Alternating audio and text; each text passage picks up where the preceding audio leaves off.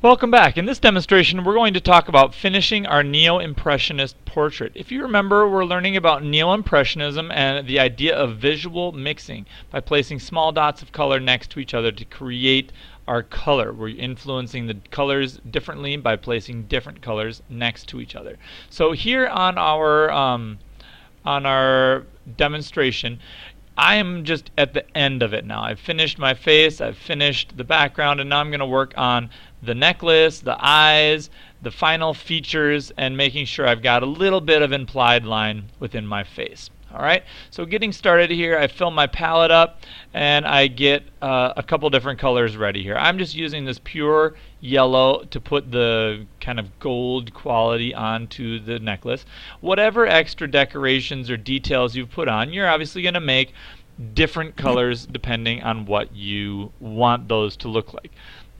Again, I'm starting with kind of a base. This yellow is a base color. Then I'm going to be adding the extra paint colors on top of that. So here, once I get the main layer of paint on, I kind of wipe my brush off and I start to dab on the different spots of color with the warm yellow. I add some white in for a highlight, and you can see how I'm just kind of making the texture come around that necklace. Then I make a little white. Sorry, not white, pinkish color, add the red on, add the white on. Now, for our dark colors, usually in manga, these eyes would be very black. You'd have like dark outlines and you might have a color for the eye, but we don't have black in my classroom. I don't want you to use the black. I want you to create your own black.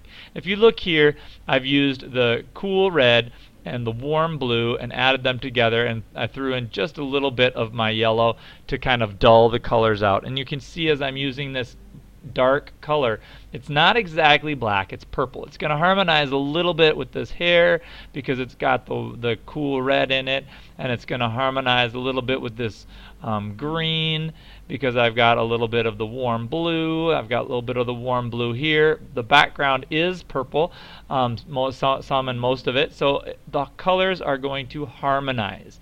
Now I'm using this dark purple to outline the various little outlines that I would like. And notice how I take one line and I leave a space here and leave a space here.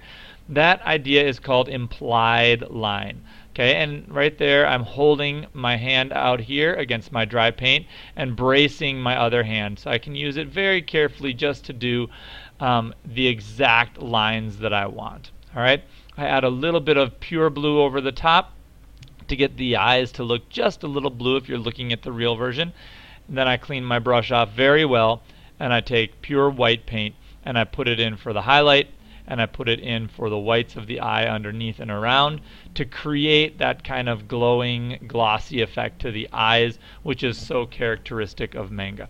Alright, so they're being done. I've taken all of the steps to finish the final details. I've got the dark black, I've got these implied lines, and I've finished off this necklace detail that I have on there. Okay, so for your painting, you are going to make sure that you finish all the details, all the final parts, and for the outlines, you should be using some kind of implied line. And that's how you finish your three-quarter style manga portrait using the Neo-impressionist style of painting.